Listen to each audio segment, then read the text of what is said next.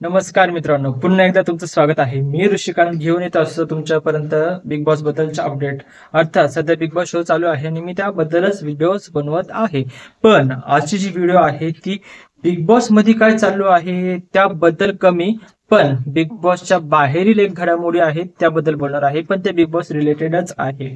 तर सगळ्यात पहिले मी 2 अपडेट देणार आहे. सगळ्यात पहिली अपडेट अशी असणार आहे की जो अरबाज बाहेर निघाला आहे तो सूरज चव्हाणची बाजू चांगल्या प्रकारे घेत आहेत आणि ते मला आवडलं आहे. आणि दुसरी गोष्ट म्हणजे मी हे सांगत आहे की आजच्या पूर्ण एपिसोडमध्ये काही एवढं काही खास झालेलं नाहीये, पण जे उगाच अभिजितने निकी सोबत केलेले भांडणं आपण पाहिलेले आहे ते फेक होते पूर्णपणे. आणि दुसरी गोष्ट पाहिली आहे तर जेव्हा रंगारंगीचा टास्क होता त्याच्यामध्ये काय झालेलं आहे तर सूरजनी बोलायला सुरुवात केली आहे. जान्हवीला बोलत असताना त्यांनी पॉइंटशीर व्यवस्थित बोललेला आहे. म्हणजे कालच मी बोललो होतो की जर का सूरजला टॉपला जायचं असेल तर फक्त आणि फक्त त्याच्या फॅन फॉलोईंगवर आपण त्याला पाठवते, पण त्याला बोलता पण आलं पाहिजे आणि तो बोललाय याचा खरंच भारी वाटला आहे. आता हे झालं सर्व. मग बाहेरच्या अपडेट बद्दल मी जे बोललो होतो ते काय होतं तर ते अशी आहे गोष्ट की आपण काय करत असतो, एखादा कोणी व्यक्ती आला त्याच्याबद्दल पहिलेच प्री जजमेंट म्हणजे पहिलेच मत मांडून घेत असतो.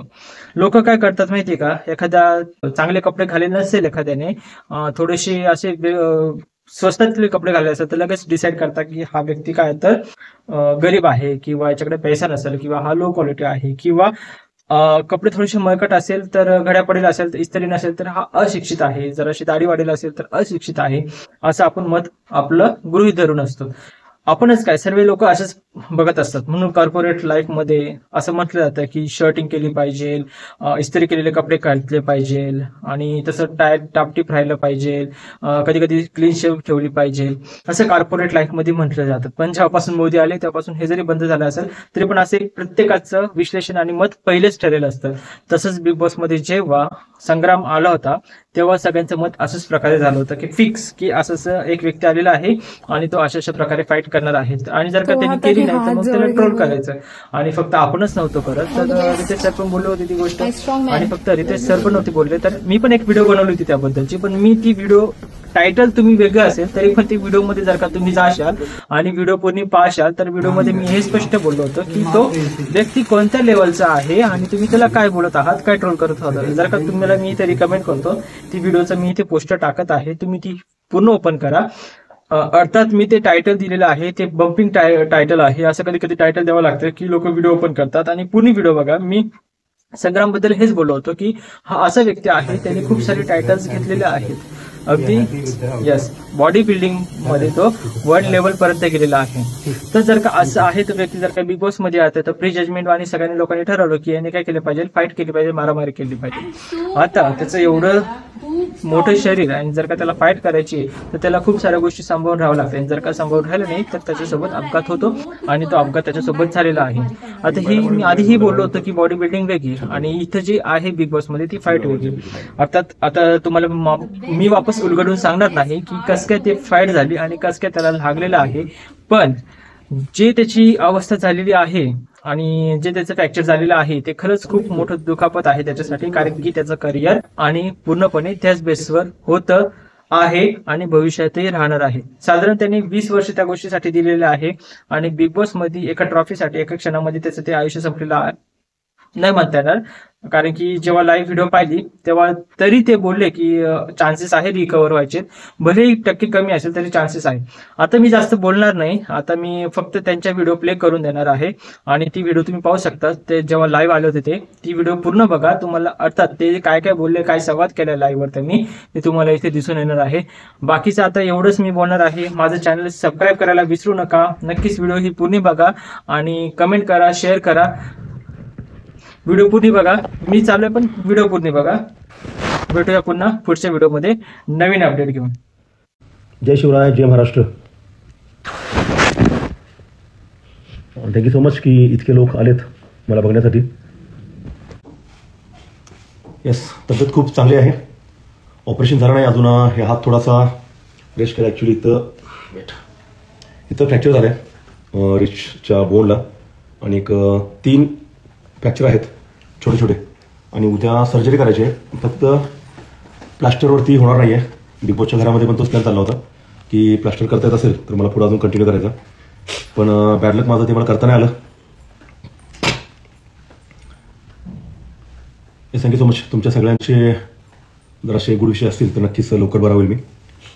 डॉक्टरांनी 2-3 वीक दिलेत की या 3 वीकमध्ये मी होईल रिकवर, म्हणजे बऱ्यापैकी त्याची रिपेअर जी असेल ती चालू होईल. पण इट्स ओके, कारण तुमच्या सगळ्यांच्या इच्छेसाठीच आत गेलो होतो. बऱ्याच अर्ध्या लोकांची इच्छा होती की झालं नाही पाहिजे, अर्ध्या लोकांची इच्छा होती की गेलं पाहिजे. पण त्यामध्ये काही माझे खूप जवळचे होते, जसे माझी बायको, ती सगळ्यात जास्त इच्छा होती की मी गेलं पाहिजे. आणि अजून 2 माझे मित्र, एक अनिकेत होता, रोहित होता, आणि बरेच जवळचे लोक की त्यांना पण वाटत होतं की मी गेलो पाहिजे. आणि बिग बॉसच्या टीमची पण इच्छा होती की मी यावं तिकडं म्हणून. सो या सगळ्या गोष्टीमध्ये बऱ्याच वेळेस मी जास्ती दुसऱ्यांचा विचार करत नाही माझ्या तब्येतीच्या अगेन्स्ट. पण या ठिकाणी मी तो विचार केला, कारण मला तिथे फाईट करायला जायचं नव्हतं किंवा कोणाला भांडायला जायचं नव्हतं, आणि एक्सपिरियन्स पण घ्यायचा होता. सो बऱ्याच लोकांची इच्छा होती, सो मला जावं लागलं तिकडे. आणि हा ॲक्सिडेंट आहे, सो हे काही स्क्रिप्टेड नाही आहे. बऱ्याच लोकांनी असं समजलं होतं की मी 3 वीकसाठी गेलो आहे, 3 वीकचं कॉन्ट्रॅक्ट, असं बिलकुल नव्हतं. ते अभिजितनं तुमच्या डोक्यात टाकलं, अभिजित सावंत, की मी 3 वीकसाठी जातोय किंवा असं नव्हतं बिलकुल. माझं त्याला म्हणणं एकच होतं की हे 2-3 वीक तर मला चेक करायला जातील, जसा बाहेर आहे मी तसाच आत राहायचा ट्राय करतोय. आणि तुम्ही बघितलं असेल की मी जातानाच बोललो होतो की मी ज्यावेळेस एखादा गरीब असेल, गरीब म्हणण्यापेक्षा म्हणजे पैशाकडून नाही, की एखाद्याला खरंच गरज आहे कोणाच्या सपोर्टची आणि त्याला मिळत नाहीये, तर अशाच्यामध्ये मी 100% राहील. तुम्ही बघितलं असेल की अरबाज नेहमी अभिजितच्या आणि बाकीच्या अंगावर जायचा. सो त्यावेळेस त्याला भांडण्यासाठी नाही, तर त्याला अडवण्यासाठी मध्ये की तू अशा लोकांच्या अंगावर धावून कशाला जातो अग्रेसिव्ह, काय तुला अग्रेशन काढायचं ना तर माझ्यावर काढ. आणि दुसरी गोष्ट काय की माझ्या मागे जे बॅक बिचिंग करतात हे पण मला समजेल 2-3 वीकमध्ये. सो ज्यावेळी मला हे समजेल ना त्यावेळी मला मग काही गोष्टी बदलायला लागतील. पण माझं मेन टार्गेट हेच होतं की बाहेर जसं मी सगळ्यांच्यावर राहतो, माझ्या फॅमिलीत राहतो, तसंच मला बिग बॉसच्या फॅमिलीत राहायचं होतं. कारण ती पण एक फॅमिली आहे. आणि आतल्या बऱ्याच लोकांना 90% नाही 100% लोकांना हे कळत नाहीये की बिग बॉस हे घर आहे आणि तिथं वेगवेगळ्या प्रकारच्या फॅमिलीतली माणसं येतात आणि त्यांना फॅमिलीसारखं राहायचं असतं. सो बिग बॉस 8 दिवस चालतं, त्यातले 2 दिवस टास्कचे असतात. तर आतमध्ये गेल्यानंतर मला समजलं की हे लोक फक्त टास्कच डोक्यात ठेवतात, आणि टास्क आला तर भांडायचं. आणि ए टीम आणि बी टीम झाली होती, तर बी टीम थोडी वीक होती. सो ज्यावेळी मला पाठवलं आतमध्ये, ठीक आहे, मला ज्यावेळी पाठवलं आतमध्ये त्यावेळेस त्यांना बी टीमला वाटलं की मला त्याचं अरबाजशी भांडायला पाठवलं. तर असं बिलकुल नव्हतं, कारण माझं ते टार्गेटच नव्हतं. पण असं नव्हतं की मला भांडायचं नव्हतं. ज्यावेळी टास्क होता त्यावेळी 2 टास्क केले मी आतापर्यंत. 2 टास्कमध्ये मी माझे 100% दिले. पण माझे टीम मेंबर जे होते त्या लोकांनी त्यांचं 100% दिलं नाही. जसं पहिला तो सॅकचा इव्हेंट होता, त्यामध्ये मला पहिल्यांदा सांगितलं की तुम्हाला अरबाजशी लढायला पाठवलंय, तर तुम्ही त्याला डायरेक्ट धरा आणि बाजूला व्हा. ती गोष्ट मी केली, पण इकडच्यानी बाकीची कामं केलीच नाहीत. नंतर मला ब्लेम केलं की तुम्ही इकडे यायला पाहिजे होतं अरबाजला सोडून. आता दोन्ही गोष्टी एकदम करणं पॉसिबल नव्हतं. त्यात मला सांगितलं की तुम्ही त्याला पाठवून ओढा, त्याची बॅग ओढा किंवा त्याला शर्ट ओढा. तर ह्या जमणं मला पॉसिबल नव्हतं गोष्टी, कारण मग ह्याच गोष्टीमुळे ह्या लोकांना बऱ्याच वेळेस भाऊच्या धक्क्यावरती शिवाय बसल्या होत्या.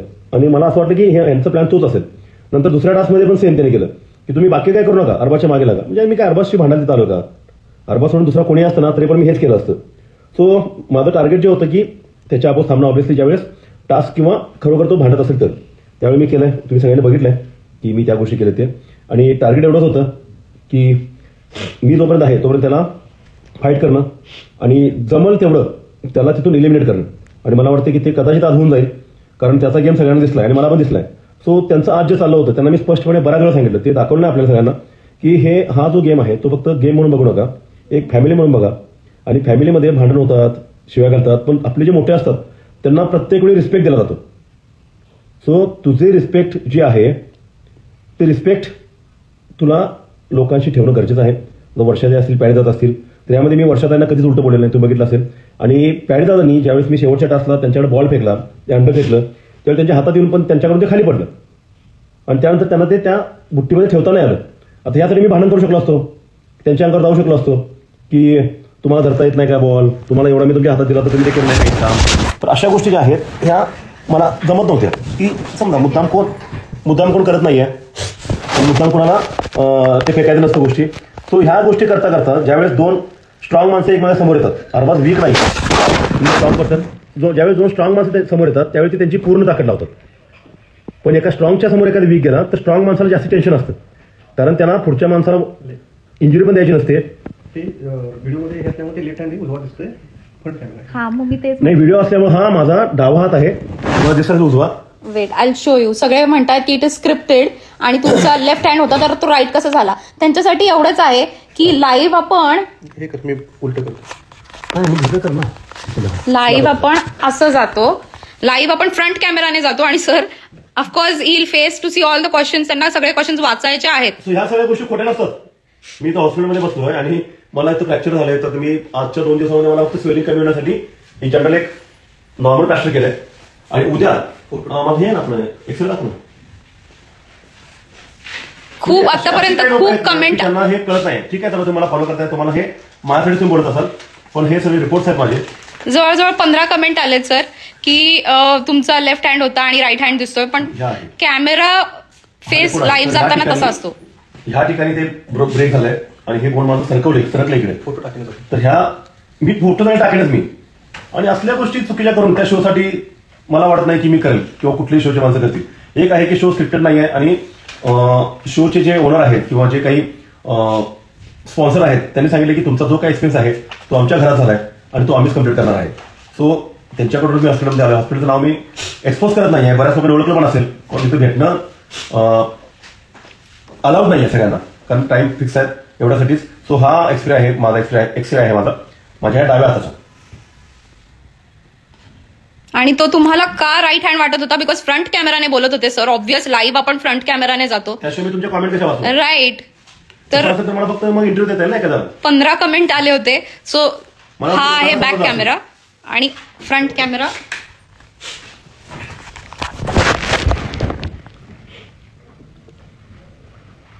खाली पण प्रश्न स्क्रिप्टेड खाली खाली घेतात त्या.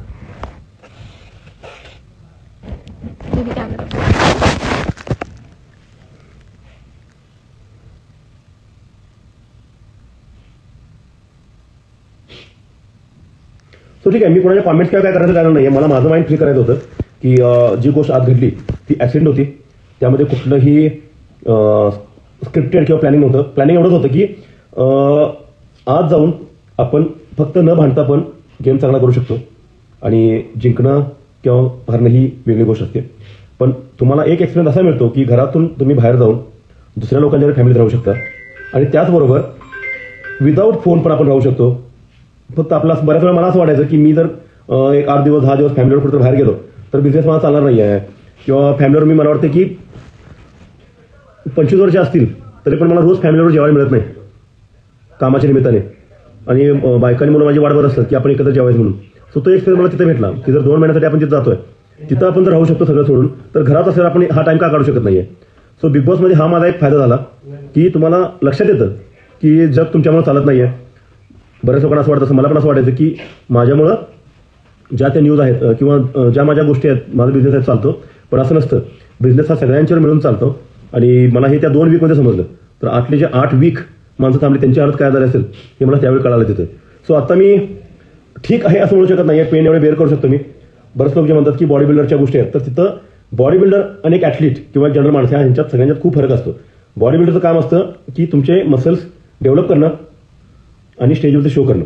सो हे करता करता असं नसतं की आम्हाला ताकद नाही आहे, पण मोस्टली काय असतं की ज्यावेळेस तुमच्या मसल्समध्ये जेव्हा तुम्हाला मसल जास्ती असतात आणि तुम्ही जास्ती पूल करता एखाद्या सेम ताकदीच्या लोकांना, तर मला तुम्हाला पूल करताना तुम्हाला एकट्यालाच बघितलं असेल, पण पूल करताना अरबाजने माझ्या अजून टीमच्या 2 लोकांना पकडलं होतं आणि ते तिघांना मी पूल करत होतो दोन्ही वेळेस. त्यामुळे कसं आहे की अरबाजचं वजन 100 किलो आणि बाकीयांचं दोघांचं मिळून जर 70-80 किलो असेल तर 180 kg वेट मला पूल करायला लागत होतं.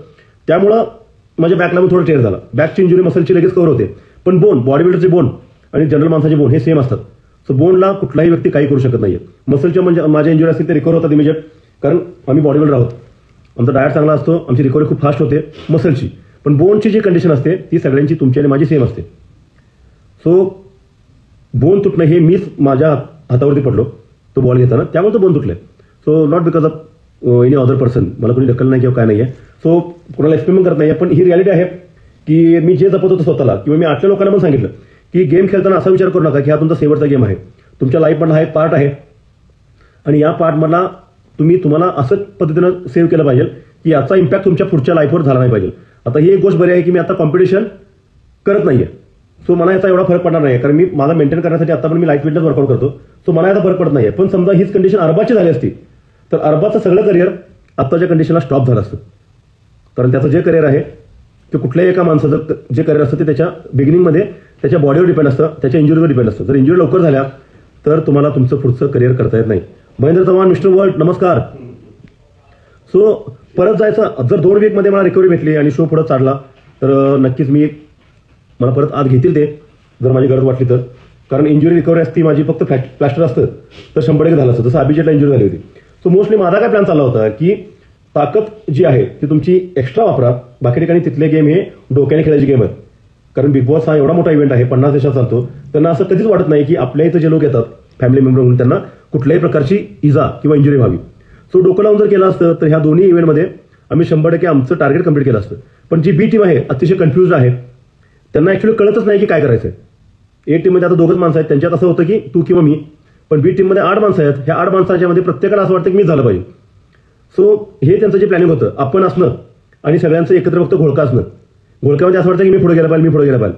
पण जर तुमची टीम असेल तर तुमच्या टीमला पुढे जाणं गरजेचं आहे. फायनल्सपर्यंत जाणं पाहिजे. फायनलमध्ये तुम्ही ज्यावेळेस जाता त्यावेळेस तुम्ही हा विचार करू शकता की आपण आता इंडिव्हिज्युअल खेळू म्हणून. पण टीममध्ये खेळताना तुम्ही काय करता की तिथं खेळताना सांगता की टीममध्ये खेळतोय पण खेळता इंडिव्हिज्युअल, आणि त्यामुळे अशी गोष्ट होते. जर त्या कंडिशनला पॅडी भाऊनी तो बॉल झेलला असता आणि त्या अरबाजच्या घरट्यात टाकला असता तर अरबाज कालच बाहेर पडला असता कॅप्टन्सीमधून. आणि हे सगळ्यांनी विसरलं की आता जे इलिमिनेशन राऊंडमध्ये आहेत त्या सगळ्यांना मी एकट्याने एलिमिनेट केले. शेवटच्या राऊंडला जर मी सूरजला बीट करून ती बंदूक घेऊन माझ्या चौकात नसता आलो तर आत्ताच्या कंडिशनला आम्ही सगळे नॉमिनेट झालो असतो. त्या गोष्टीचे कोणी काही बोलले नाही. दुसरी गोष्ट कसं असतं की सूरजशी खेळताना मला काळजी घ्यायला लागत होती, कारण सूरजला मी लहान भावाप्रमाणे होतो. जर सूरजला फक्त जिंकायचं म्हणून मला खेळायचं असतं तर मी फरफडत किंवा ह्या गोष्टी केल्या असत्या. सूरजमध्ये ताकद खूप चांगली आहे, परत तो विचार करत नाही की त्याला किती लागेल, त्यामुळे त्याला पण 2-3 इंजुरी झाल्यात. सो मला तो गेम खेळताना अरबाज असता तर मला 100% फुल फोर्स करावं लागलं असतं. सूरजच्या वेळेस मला 90% 10% माझी ताकद सावरूनच खेळावं लागलं, कारण जर त्याच्या अगेन्स्ट मी फुल ताकदीने खेळलो असतो कदाचित त्याला पण इंजुरी झाली असती. सो मला ते पण बघावं लागत होतं. आणि कदाचित समजा सूरज स्ट्रॉंग होता, त्यानं ते बंदूक घेऊन त्या चौकात गेला असता तर तुम्ही सगळं मला असं बोललं असतं. परत टीमचे माणसं तर 100% यायचंच बोलायला. सो हा एवढा सगळा विचार करला तर टाइम खूप कमी असतो, आणि तुम्ही जे बघता ते 24 तासातला फक्त 1 तास बघता. सर खूप प्रश्न आहेत की आता सगळ्यांनाच लागलंय, जान्हवीला लागलं, अभिजितला लागलं, अंकिताला लागलं, मग तुम्हालाच बाहेर का काढलंय फक्त, आणि त्यांना का नाही बाहेर काढलं एवढे इंजुरीज होऊन पण? तर काय तुमचं उत्तर द्यायला? आता जान्हवीची इंजुरी जी आहे ना ती जखम होती, तिला लागली, ती बरी झाली आतमध्ये एका वीकमध्ये. अभिजितला पण जे लिगामेंट टेअर होता तो त्याचा मेजर नव्हता, असं नव्हतं की त्याला सर्जरी करायला लागली. मला सर्जरी करायची आहे, मला फक्त प्लास्टर घालायचं नाहीये. सो बिग बॉसच्या घरामध्ये 1 आठवडा माझी केअर घेतली त्यांनी, त्यांच्या सगळ्या डॉक्टरांनी दाखवलं. पण डॉक्टरांनी सांगितलं की आम्ही ट्राय करत होतो की मॅक्सिमम त्यांना फक्त प्लास्टर लावावं लागेल, पण 3 ठिकाणी फ्रॅक्चर असल्यामुळं मला त्यांना तिथं ठेवता नाही आलं, त्यामुळे मला बाहेर लागलं. सो इंजुरी बऱ्याच प्रकारच्या असतात. ठेस लागणं म्हणजे पण इंजुरी आहे. सूरज तिथं काचेला धडकला होता, ती पण इंजुरी होती. जान्हवी खूप जोरात आपटली होती त्या लाकडावरती, तिचा गुडघा फुटला होता, ती इंजुरी होती. पण ह्या सगळ्या इंजुरीज आहेत त्या रिकव्हर होण्यासारख्या होत्या, कारण जखमा झाल्या होत्या. सो त्यांच्या कव्हर झाल्या. पण माझं कसं होतं की मला मुवमेंटच करता येत नव्हती, त्यामुळे मला ॲज अ जज ठेवून, संचालक ठेवणं हे पण पॉसिबल नव्हतं, कारण मी वाईल्ड कार्ड एंट्री म्हणून गेलो होतो. सो माझ्याकडून एक्सपेक्टेशन होतं की मी कॉम्पीट केलं पाहिजे, मी त्यांच्या अपोज गेलं पाहिजे आणि मी सगळ्या फिजिकल ऍक्टिव्हिटीत पार्ट घेतला पाहिजे. पण हे मला काहीच करता येत नव्हतं, कारण डॉक्टरांची अशी हे होतं सजेशन की आम्हाला 50% तुम्ही आत राहिलं पण असं वाटतंय, कारण तुमचं नुकसान झालं नाही पाहिजे. पण आम्हाला असं पण वाटतंय की आम्हाला इथं तुमचं नुकसान ठीक आहे, गेममध्ये बाहेर जायचं, पण तुमच्या लाईफ थ्रेटनिंग कुठल्या गोष्टी व्हायला नाही पाहिजे. तुमचा एखादा मसल जो आहे तो कायमचा इंजुर नाही झाला पाहिजे परत एकदा झालं तर, म्हणून मला तिथून बाहेर यावं लागलं. सो असं नाही की मला ऑपरेशन असल्यामुळे मला बाहेर यावं लागलं. जर तिथल्या ते ड्रेसिंग करायचं असतं तर 100% मी असं थांबलो असतो अजून. पण जसं बाकीच्यांचं झालं, ड्रेसिंग करून फक्त ड्रेसिंग करून त्यांची रिकव्हरी झाली आणि ते परत तिथं थांबले, कारण ती ऍक्टिव्हिटी त्यांच्याकडून होणार होत्या. तुमचं मेजर ऑपरेशन असल्यामुळे बाहेर यावं लागलं. येस मेजर ऑपरेशन होतं माझं, आणि हे जर तिथं परत डिसमेंटल झालं असतं तर अजून माझा मेजर प्रॉब्लेम झाला असता. त्यामुळे मला 3-4 दिवस केअर घेऊन प्रत्येक 2-3 तासाला डॉक्टर मला चेक करायचे, माझ्या इंजुरी चेक करायचे, माझं स्वेलिंग चेक करायचं, माझं बीपी चेक करायचे. सो आतमध्ये तुमची खूप जास्त केअर घेतली जाते. आणि फायनल स्टेजला जेव्हा असं होतं की नाही त्यांना अजून ठेवलं तर त्यांना त्रास होऊ शकतो, मग अशा कंडिशनला ते कंटेस्टंट जो असेल त्याचा मॅक्सिमम विचार करून, त्याच्या बाहेरच्या आयुष्याचा विचार करून हा डिसिजन घेतात, आणि त्यामुळे त्यांनी मला बाहेर काढलं होतं. सर बिग बॉस मध्ये तुमची पर्सनॅलिटी खरी होती का, हा खूप जणांचा प्रश्न आहे. येस, मी जसा बाहेर होतो तसाच बिग बॉसच्या आत घरामध्ये मी राहायचा प्रयत्न केला होता. कारण मी कुठल्याही लेडीज असतील तर त्यांना मला डायरेक्ट पुश करणं, डायरेक्ट पुल करून काढणं जस्ट फॉर दॅट इव्हेंट हे मला कधीच जमत नाहीये. बाहेरच्या जगात पण मी बऱ्याच लेडीजना कायम रिस्पेक्ट देतो. आतमध्ये माझ्याकडे एक चूक झाली फक्त, ती पण निकीची, कारण तिला खूप रिक्वेस्ट करून पण ती पाण्यात जात नव्हती. ज्यावेळी ती परत वरती आली तर मला वाटलं की ती स्टेबल झाले, म्हणून मला तिला पुश करायला लागलं, आणि त्यासाठी मी तिला सॉरी पण बोललो नंतर. ज्यावेळी ती मला म्हटली किंवा मला भाऊच्या धक्क्यावरती बोललं गेलं की लक्ष नसताना तुम्ही तिला पुश केलं, मी त्यावेळेस असा तो विचार केला नव्हता. मला वाटतं ते स्टेबल आहे, कारण अरबाज याजवळ थांबला होता. सो मला वाटलं की ते तिथं तिला प्रोटेक्ट करतोय आणि ती स्टेबल झाले. सो मी तिला पुश केलं. पण नंतर मला समजलं की ती स्टेबल नव्हती किंवा ती प्रॉपर स्टँड नव्हती. सो मी त्याला नंतर सॉरी पण बोललो. ती सोडून मी माझ्या टास्कमध्ये पण बघत असेल तुम्ही की माझ्या टीममधल्या पण ज्या दोन्ही आर्या आणि अंकिता होती त्यांना मी पकडलं होतं. तर त्यावेळेस त्यांना पकडताना पण मी अशा रीतीने पकडलं होतं की त्यांना माझा जास्ती टच नाही झाला पाहिजे. सो ज्यावेळी मला अरबाज पुल करायला आला त्यावेळेस मी माझा हात सोडला. अरबाज मला सहज उचलून बाजूला ठेवलं. जसं मला भाऊ पण त्यावेळी म्हटलं की सहज उचलला, असं बिलकुल नाही, कारण त्यांना दिसलं असेल कॅमेरामध्ये. पण असं नव्हतं की मला सहज उचलून बाजूला करणं. मी बाजूला झालो तिथून, कारण मला माझ्या टीमच्या ज्या लेडीज होत्या त्यांना पण सेव्ह करायचं होतं. त्या टास्क जिंकण्यापेक्षा तर त्यांना इजा कुठे झाली असती, कारण तिथे बरेच खेळ होते, बराचसा कार्ड होता तो कट झाला असता. सो हे मी विचार करून मी मला सोडून घेतलं. अरबाज वेळी मला ओढून बाजूला घेऊन गेला तर मी एवढंच काम केलं की अरबाजला मी तिथं होल्ड करून ठेवलं. पण सगळ्यांच्या डोक्यात एवढंच होतं की तुम्ही अरबाजला तिथं फेकून या बाजूला, त्याला बाजूला टाका, ढकलून द्या आणि परत इकडे या. तर ह्या सगळ्या गोष्टी करणं तिथं पॉसिबल नव्हतं, कारण फ्रॅक्शन ऑफ टाइममध्ये ह्या सगळ्या गोष्टी करायला लागतात. आणि तिथं दोन्ही जर सेम बळाची माणसं असतील तर दोघंही एकमेकाला अडवायलाच बघणार, जसं त्यांना मी अडवलं होतं. आणि हे करताना आम्ही दोघांना पण शिव्या नाही घातल्या. दोघांना आम्ही ट्रोल असं नाही केलं की तुला ताकद किती आहे, मला ताकद किती आहे. तो पुढे जायचा विचार करत होता आणि मी त्याला थांबायचा विचार करत होतो. ह्या कंडिशनला माझ्या टीमचे 2 माणसं इथं आले आणि तिथं अरबाच्या हाताला लागले. अरबाचे हात लावून असल्यामुळं त्याला त्याचा बेनिफिट झाला. सो गेम हा गेम असतो आणि तुम्हाला त्या मुवमेंट असं बिलकुल नाही आहे. मी कम्प्लीट आणि परफेक्टली टीमसाठीच खेळलो होतो. फक्त टीमला ते कळलं नाही. ज्यावेळेस मी माझा गेम केला तर टीमला वाटलं की नाही केलं, कारण त्यांच्याकडून ते कम्प्लीट झालं नाही. सर जर ही इंजुरी झाली नसती तर तुमचे पुढचे प्लॅन्स काय होते? येस, आता ही इंजुरी जर झाली नसती तर बऱ्याच लोकांनी मला जान्हवीबरोबर बघितलं होतं. जान्हवी ही खूप स्ट्रॉंग प्लेअर आहे.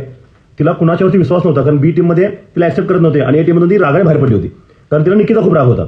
सो जान्हवी आणि मी असतो इकडे ह्या साईडला, तर मी अजून 2 लोकांना घेऊन एक टीम अशी बनवणार होतो की जी बी टीममध्ये पण काही लोकांना आणि ए टीममध्ये पण काही लोकांना अपोज करेल. सो दॅट टास्कच्या वेळेस आम्हाला ह्या गोष्टी मॅटर करतात. टीम ही तुम्हाला ऑलवेज टास्कच्या वेळेस कामाला येते, कारण तिथं तुम्हाला एकतर नॉमिनेशन द्यायचं असतं कॅप्टन्सीसाठी आणि कॅप्टन पद जिंकण्यासाठी. त्यामुळे काय होतं की त्या कंडिशनला माझे असे प्लॅन होते की निकीच्या समोर एखाद्या माणसाने बोलणं, एखाद्या मेलने बोलणं किंवा मी बोलणं हे कधीच पॉसिबल नव्हतं, कारण ती वाटेल तसं बोलते. सो त्या ठिकाणी तिच्यासमोर जान्हवीनं थांबणं खूप इम्पॉर्टंट होतं आणि ती थांबत पण होती. तिनं आता त्या गोष्टी केल्या, कारण पहिल्या वीकमध्ये तिचा खूप जास्ती प्रॉब्लेम झाले होते बिकॉज ऑफ टॉक. सो मी तो प्लॅन केला होता. आणि डीपी पण एकटा पडला होता, कारण अंकिता त्यावरती प्रश्न होता. सो डीपी बाहेर पडला होता. असं जर 3 लोक आम्ही असतो इकडे तर 100% आम्ही अपोजिट टीमला बाहेर काढून त्या ठिकाणी आम्ही फायनलमध्ये गेलो असतो. सो हे करण्याच्या आधीच मला इंजुरी झाली आणि त्यामुळे मला बाहेर यावं लागलं. सो रिलेशनशिपमध्ये जाणं किंवा विनाकारण तिथं टाइमपास करणं ह्यासाठी मी बिलकुल गेलो नव्हतो. मी बाहेर जसं आहे, हेल्पिंग नेचर असेल किंवा बाहेर मी लोकांना रिस्पेक्ट करतो, लेडीजला रिस्पेक्ट करतो, त्याच कंडिशनला तिथं काम केलंय. सो तुम्ही चेक पण केला असेल की या बाबतीत माझ्याकडून कधी मी जे बोलतोय ते झालेलं नाहीये की लेडीजना मी त्रास दिला आहे, सिनियर लोकांना मी उलटं बोललोय, शिवाय दिलेत. नंतर मी पॅड म्हणून बऱ्याच गोष्टी तशा केल्या असत्या फक्त कंटेंट देण्यासाठी. तसं बिलकुल केलं नाही. मी बाहेर जसं थांबलो तसं आतमध्ये होतो आणि रिअल पर्सन म्हणून राहिलो होतो. सर सगळेच घरातले ए टीम असू दे, बी टीम असू दे, सगळेच तुम्हाला मागे नावं ठेवत होते. त्याच्याविषयी तुमचं काय मत आहे? 100%. ज्यावेळेस 8 वीक ही सगळी टीम आतमध्ये राहिली आणि मी 2 वीकसाठी चालू आहे, तर कुणाला हे खपणार नाहीये की 8 वीक आम्ही स्ट्रगल केलं इथं पोहोचायला आणि हा 2 वीकमध्ये येऊन हा कॅप्टन झाला, हा जर फायनलमध्ये गेला तर आम्ही इथे घेऊन काय करू. सो सिंपल गोष्ट होती की काही जरी झालं तर ते मला नॉमिनेट करणारच होते, काही जरी झालं तर ते मागं बोलून माझं नाव खराब करणार होते, कारण दुसऱ्या टीममध्ये पण जाऊ नको म्हणून मी. सो दोन्ही टीममध्ये मी कुठल्याही टीमसाठी तिथे गेलो नव्हतो. तिथे गेल्यानंतर ज्यांच्याशी माझं पटत होतं मी त्यांच्याशी बोलायचो. आणि 8 टीम आहेत ह्या प्रत्येक वीकला बदलतात. बिग बॉस जी टीम बनवतील त्या टीममधूनच खेळणं गरजेचं होतं. त्यामुळे लास्ट नॉमिनेशनमध्ये हे त्यांच्या लक्षात नाही आलं की 5 लोकांना मी एकट्याने नॉमिनेट केलं होतं आणि माझ्यामुळं अख्खे माझ्या सगळं 5 लोक वाचले होते. नाहीतर आत्ताच्या कंडिशनला बरेच लोक जे आत्ता मला नाव ठेवत आहेत ते नॉमिनेशनमध्ये राहिले असते. आणि त्या कंडिशनला ऑब्व्हियसली माझा तुमच्यावर कॉन्फिडन्स होता की तुम्ही मला नॉमिनेशनमधून बाहेर काढणारच होता. पण पुढचे 2 वीक, एक तर हा वीकमध्ये नॉमिनेट नव्हतो मी आणि पुढच्या वीकमध्ये जर नॉमिनेट झालो असतो तर तुमच्याकडून मला हेल्प मिळणार होती, तुमच्याकडून मला ते प्रेम मिळणार होतं. सो मी सेफ होतो. आणि हे जे मी म्हटलं की 3 वीकचं काम, हे अभिजितनं उलट्या प्रकारे तुम्हाला सांगितलं की माझं कॉन्ट्रॅक्ट 3 वीकचं होतं आणि मला मग 3 वीकमध्ये काहीतरी करून बाहेर काढणार होते. असं बिलकुल नाही आहे. तर हे कॉन्ट्रॅक्ट हे मी माझ्याशी केलं होतं की माझं प्लॅनिंग केलं होतं 3 वीकचं. तर 3 वीकमध्ये जर मला हे जमलं नाही बाहेर राहायचं, आत राहायचं, तर मला थोड्या गोष्टी चेंज करायला लागल्या असत्या आणि ते मी तुम्हाला कॅमेऱ्यासमोर सांगूनच चेंज झालो असतो की आता मी बाहेर तसं आत राहून हे करणं पॉसिबल नाही आहे. सो मी आता ह्या चेंजेस करतोय माझ्यामध्ये. सो प्लीज सपोर्ट करा म्हणून. अदरवाईज दोन्ही टीमने मला समजून नाही घेतलं आणि मोस्टली ए टीम तर घेणारच नव्हती. बी टीममध्ये फक्त ट्रस्ट दाखवलं नाही आणि त्यांना असं वाटलंच नाही की मी काहीतरी प्लॅन करू शकतो. त्यामुळे त्यांनी मला फक्त समोर भांडण्यासाठी पाठवलं. सर आता बी टीम मध्ये अंकिता, अभिजित, पॅडी दादा हे सगळे तुम्हाला ब्लेम करत होते, तर तुम्ही प्रत्युत्तर का देत नव्हता? कसं आहे माहिती आहे का, की एखादी गोष्ट झाली तर ती कुठलाही माणूस मुद्दाम करत नाही असं मला वाटतं. आणि एकदा झालं तर मी बॉल टाकला, त्यांच्या हातातून पडला की पाडला गेला की त्यांना झेलता नाही आलं, हा वेगळा प्रश्न आहे. पण जर तो टास्क झाल्यानंतर बोलण्यात काय अर्थ नसतो. ती फक्त वाळली बडबड असते, लोकांना दाखवण्यासाठी असतं की मी माझं काम केलं पण त्यांनी त्याचं काम नाही केलं, आणि दंगा करणं, परत त्या लोकांना सांगणं की माझं काम मी केलं होतं, तुम्ही का नाही केलं, तुम्हाला करायला पाहिजे होतं. तर ह्या करायला पाहिजे होत्या, काय नाही झालं, या गोष्टी बोलून काय उपयोग नसतो. आणि पॅडी आता सिनियर आहेत, हे बोलता बोलता माझ्या तोंडातून रागाने काय वाईट झालं नको, त्यामुळे मी गोष्ट त्यांना एका शब्दाने नाही बोललो. पण नंतर ते येऊन स्वतः मला म्हटले की मला वाटलं की तुम्हाला शिव्या घालशील, तर त्यांना म्हटलं की पॅडी मी तुम्हाला रिस्पेक्ट करतोय आणि ह्या गोष्टीसाठी तुम्हाला पकडताना कॅच आला नाही बिकॉज तो बॉल स्लिपरी झाला होता असं तुम्ही मला सांगितलं. सो हे रिझन ओके होतं, त्यामुळे मी त्यांना काही बोललो नाही.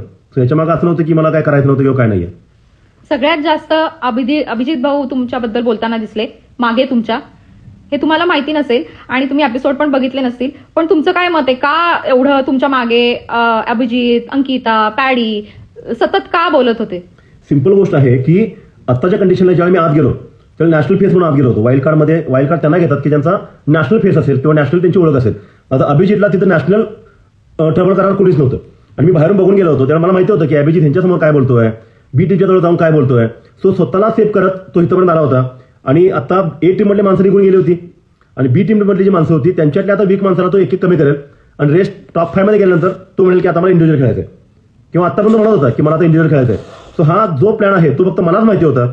आणि ज्यावेळी मी तो प्लॅन एक्सप्लोज केला अंकिता पुढे, त्यामुळे तिला कळालं की नाही असं नाही. पहिल्यांदा नाही म्हटली. नंतर जेव्हा मी सांगितलं की असं नसतं तर मग अभिजितला त्या अंड्याच्या टास्कमध्ये शेवटपर्यंत का ठेवलं असतं. कारण निकिता तो प्लॅन होता की त्याला सेव्ह करायचं, तो कॅप्टन झाला तरी पण चालेल, पण पॅडी दादा आणि अंकिताने कॅप्टन व्हायचं नाही. आणि त्यांच्याच टीममधला जो डीपी होता जो आपल्याकडचा आहे त्याला पण कॅप्टन करायचं नाही हे पण त्या डोक्यात होतं.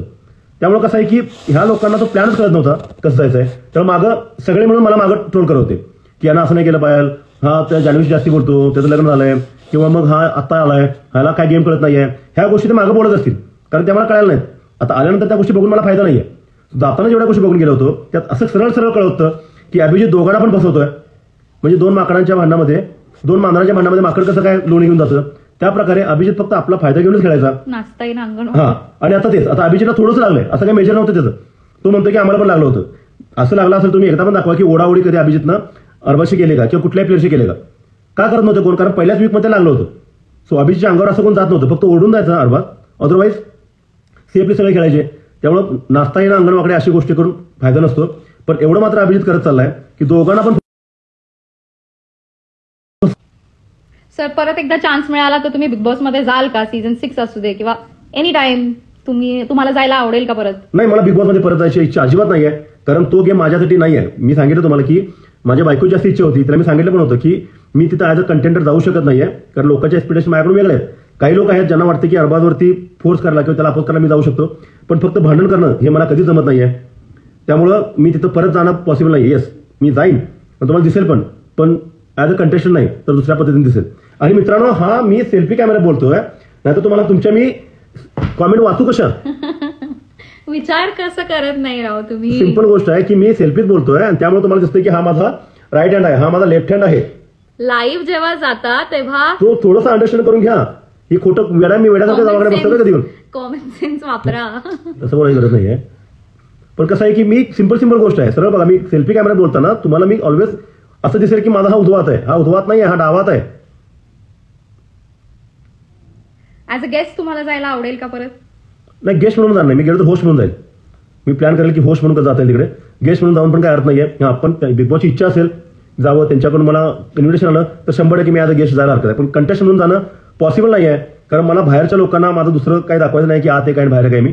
आणि तो गेम माझ्यासारख्या लोकांना म्हणजे ज्यांनी 25 वर्ष स्ट्रगल केलं इथंवर पोहोचायला आणि तिथं जाऊन फक्त जिंकण्यासाठी थोड्याशा विनिंगसाठी मी माझं अख्खं करिअर पणा लावू शकत नाही आहे. आणि फक्त खोटं बोलवून लोकांना फसवून तिथं चिटिंग करून हे असली गेम मला जमणं पॉसिबल नाहीये. खूप जणांचा प्रश्न आहे सर की शो स्क्रिप्टेड होता का? नाही, शो बिलकुल स्क्रिप्टेड नाहीये. हा, टॅटू माझ्या बघा नंतर पण चेक करा किंवा माझ्या आधीच्या फोटो चेक करा. टॅटू हा माझ्या डाव्या हातावरती आहे आणि त्याच हाताला मला इंजुरी झाली, एकाने टाकलं होतं टॅटूचं. सो हे कळेल तुम्हाला लगेच. सो वेळासारखा विचार करू नका की स्क्रिप्टेड करून मी इथं बसलोय. मला वेळ लागला काय हॉस्पिटलमध्ये बसायला 4-5 दिवस. मला 5 दिवस ऍडमिट केले इथे. सर्जरी माझी उद्या दुपारी होणार आहे आणि त्यानंतर 3 दिवस थांबून मी निघणार आहे बाहेर. इथे जास्ती काळजी घेतली जाते का घरात जास्ती काळजी घेतली जात होती? तिथं बघायला गेलं तर आत्ताच्या कंडिशनला हे हॉस्पिटल खूप चांगलं आहे. हॉस्पिटलमध्ये प्रत्येक तासाला मला चेक करतात आणि माझ्याकडे बघितलं जातं. बिग बॉसच्या घरामध्ये पण फॅमिलीमधले काही लोक जे होते ते गेम सोडल्यानंतर मला 100% मला जेवणासाठी हेल्प करायचे, माझी जी प्लेट होती धुण्यासाठी हेल्प करायचे, कपडे घालण्यापासून मला पॅडसाठी हेल्प केले, डीपीने हेल्प केले. सो गेम नंतर सगळ्यांचं माझ्यासमोर असताना मला कम्प्लीट हेल्प सगळ्यांनी केले. पण शेवटी कसं आहे की गेममध्ये प्रत्येकाला टिकायचं ना, तर मागं काय तर बोलून त्याचं नाव खराब करून त्याचा विषयी वाईट काय तर बोलून त्याला इथून बाहेर कसं काढायचं हा प्रयत्न सगळ्यांचा होता. पण हे सोडून तिथं काळजी मात्र 100% सगळे घेत होते. एवढा अरबाज पण माझी काळजी घ्यायचा. आणि सगळ्या लोकांनी तिथं जेव्हा मी ॲज अ इंजर्ड पर्सन होतो त्यावेळी माझ्या बऱ्याच कामामध्ये माझी कामं त्यांनी वाटून घेतली आणि मला हेल्प केली होती. बिग बॉसचं घर खूप छान आहे. जर तिथं 5 दिवस फॅमिली म्हणून राहायचं, दुसरे 2 दिवस लढाई केली तुम्ही ताससाठी, तर तुम्ही खूप चांगल्या पद्धतीने हा गेम करू शकता. पण तिथल्या लोकांना कळत नाही आहे, कारण त्यांना वाटतं की बाहेरची फॅमिली आणि ही फॅमिली खूप वेगळी आहे. असं बिलकुल नाही आहे. फॅमिली कुठली तरी असली तर त्यामध्ये लहान लोक आणि मोठे लोक हा फरक असतो, सिनियर ज्युनियर हा फरक असतो. सो ज्युनियर लोकांनी सिनियर लोकांना कधीही शिव्या देऊन किंवा त्यांचा डिसरिस्पेक्ट करून राहिलं नाही पाहिजे. आणि हेच मला वाटतं की माझं जे इंटेन्शन होतं ते तिथं मला नडलं असेल, पण मला त्याच्याविषयी काही माहीत नाही आहे, कारण तेवढ्या 1 किंवा 2 महिन्यासाठी मी माझं नेचर बदलू शकत नाही.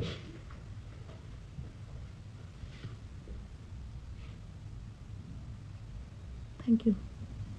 लोकांना वाटतं की प्लास्टिक घातल्याने कशाला वापरतात.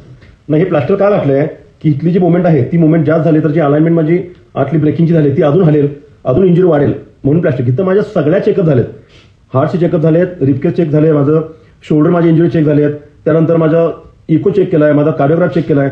तर प्रत्येक गोष्ट ते चेक केले आणि या सगळ्या गोष्टी बिग बॉसच्या टीमने आम्हाला सांगितलेत की सगळ्या गोष्टी मला करून घ्याव्या लागतील. डॉक्टरचे जे काही प्रोटोकॉल्स आहेत सगळे फॉलो करावे लागतील. आणि तिकडच्या टीममधून पण मला रेग्युलर कॉन्टॅक्ट चालू आहे की तुमची सर्जरी झाली का किंवा तुमचं तिथं सगळं प्रॉपर व्यवस्थित चाललंय की नाही. सो खूप काळजी घेतात. प्रोडक्शन हाऊस आहे, खूप जास्त काळजी घेतात आणि आतमध्ये फॅमिली मेंबर पण खूप काळजी घेतात. सो मी त्या जो काही तो इव्हेंट आहे